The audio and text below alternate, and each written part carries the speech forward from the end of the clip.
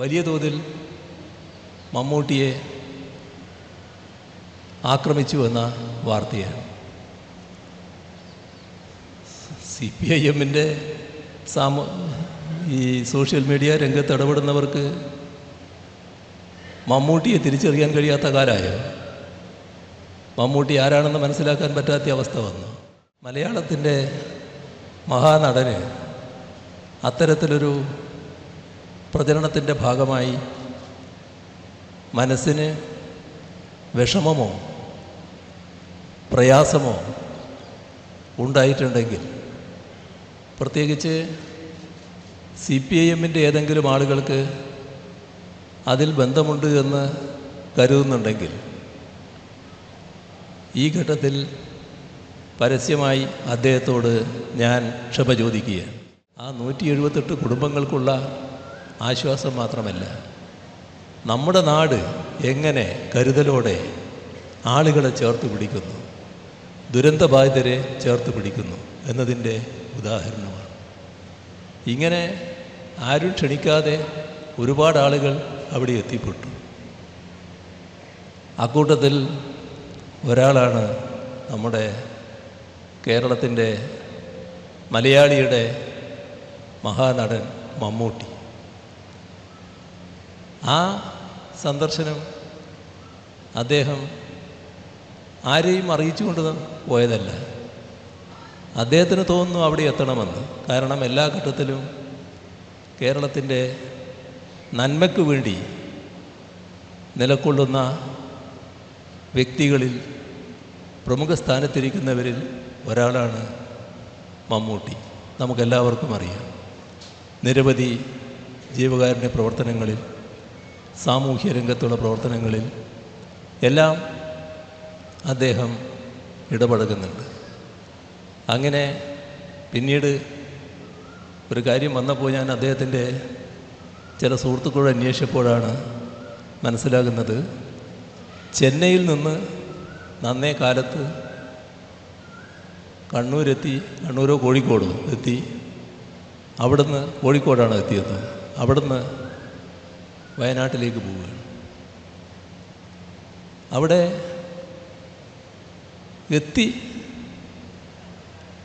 അത് കാണുക, അതിൻ്റെ ഭാഗമാവുക എന്നതായിരിക്കും അദ്ദേഹത്തിൻ്റെ ഉദ്ദേശം. ആ നല്ല മനസ്സോടെയാണ് അദ്ദേഹം ഇവിടെ എത്തുന്നത്. നമ്മുടെ നാട്ടിൽ എന്തിനേയും വിവാദമാക്കാൻ തയ്യാറാകുന്ന ആളുകളുണ്ടല്ലോ. അപ്പം അദ്ദേഹത്തെ അവിടെ വീടുകളെല്ലാം സന്ദർശിക്കുന്നു. അതിൻ്റെ ആൾക്കാരുണ്ട് അവിടെ, എല്ലാ ഘട്ടത്തിലും അവരുണ്ട്. അവർ വീടുകൾ കാണിച്ചു കൊടുക്കുന്നു, കാര്യങ്ങൾ വിശദീകരിച്ചു കൊടുക്കുന്നു.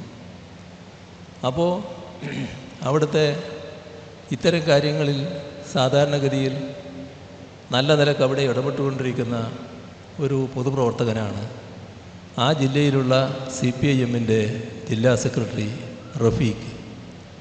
ആ ചെറുപ്പക്കാരനും അവിടെയുണ്ട്. ഇദ്ദേഹത്തിൻ്റെ കൂടെ നിൽക്കുന്നു, ഇദ്ദേഹത്തിൻ്റെ കൂടെ പോകുന്നു.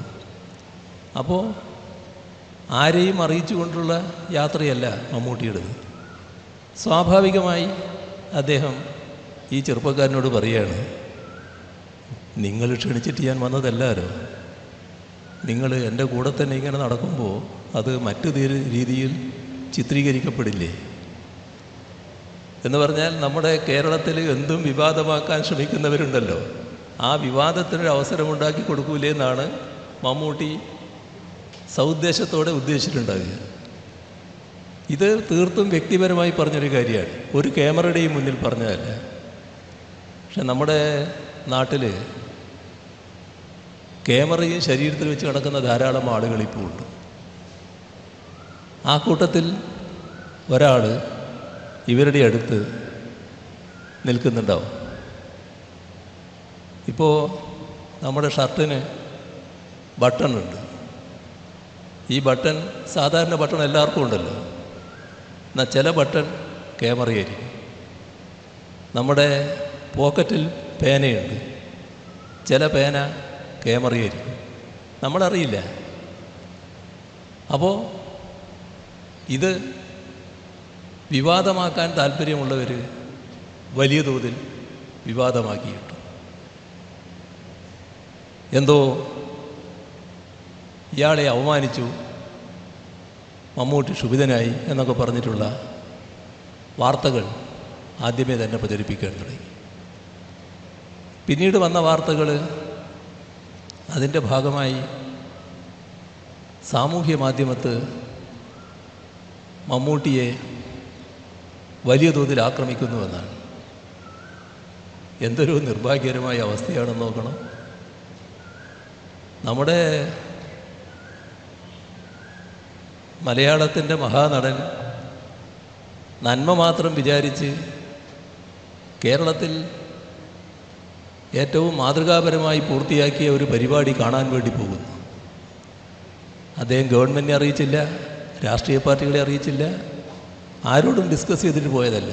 അദ്ദേഹത്തിന് സ്വന്തമായി പോകണമെന്ന് തോന്നി. സ്വാഭാവികമല്ലേ അത്? അങ്ങനെ ഒരുപാട് ആളുകൾ ചെന്നല്ലോ അവിടെ. എന്തിനാണ് അത് വിവാദമാക്കിയത്? ഏറ്റവും നിർഭാഗ്യകരമായ അവസ്ഥ, ചിലർ ഈ കാര്യത്തിൽ CPIMൻ്റെ സോഷ്യൽ മീഡിയ പോരാളികൾ വലിയ തോതിൽ മമ്മൂട്ടിയെ ആക്രമിച്ചു എന്ന വാർത്തയാണ്. CPIMൻ്റെ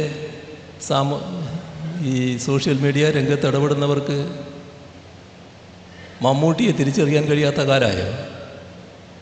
മമ്മൂട്ടി ആരാണെന്ന് മനസ്സിലാക്കാൻ പറ്റാത്ത അവസ്ഥ വന്നു. പക്ഷേ സോഷ്യൽ മീഡിയയിൽ പലതരത്തിലുള്ള അഭിപ്രായങ്ങൾ പലപ്പോഴും വരാറുണ്ട് എന്നത് നമുക്ക് ഏവർക്കും അറിയാം. ഏതായാലും കേരളത്തിൻ്റെ മലയാളത്തിൻ്റെ മഹാനടന് അത്തരത്തിലൊരു പ്രചരണത്തിൻ്റെ ഭാഗമായി മനസ്സിന് വിഷമമോ പ്രയാസമോ ഉണ്ടായിട്ടുണ്ടെങ്കിൽ, പ്രത്യേകിച്ച് CPIMൻ്റെ ഏതെങ്കിലും ആളുകൾക്ക് അതിൽ ബന്ധമുണ്ട് എന്ന് കരുതുന്നുണ്ടെങ്കിൽ, ഈ ഘട്ടത്തിൽ പരസ്യമായി അദ്ദേഹത്തോട് ഞാൻ ക്ഷമ ചോദിക്കുകയാണ്. ഇവിടെ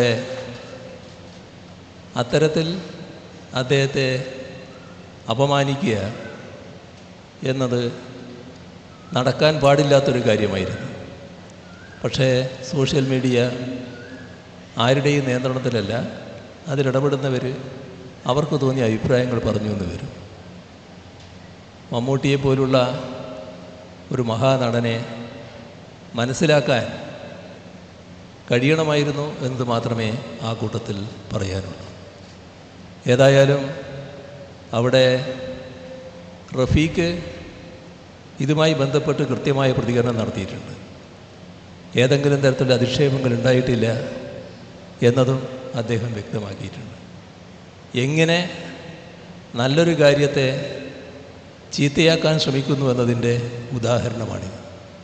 ഇത് നമ്മുടെ നാട്ടിന് പൊതുവിൽ ഗുണകരമായിട്ടുള്ള ഒന്നല്ല. നന്മയെ തിരിച്ചറിയാനാവണം, നന്മയുടെ കൂടെ നിൽക്കാനാവണം. അതിനെതിരെ വക്രീകരണവുമായിട്ട് വരുന്നവരെ മനസ്സിലാക്കാനുള്ള സാമാന്യ ബുദ്ധി വേണം, അതിനുള്ള വിവേകം വേണം. ആ വിവേകത്തോടെ ആയിരിക്കണം ഇത്തരം കാര്യങ്ങളിൽ ആരായാലും ഇടപെടുന്നത്. ഇത് നമുക്കെല്ലാം ഒരു അനുഭവ പാഠമാണ് എന്നതുകൂടിയാണ് ഈ ഘട്ടത്തിൽ എനിക്ക് പറയാനുള്ളത്.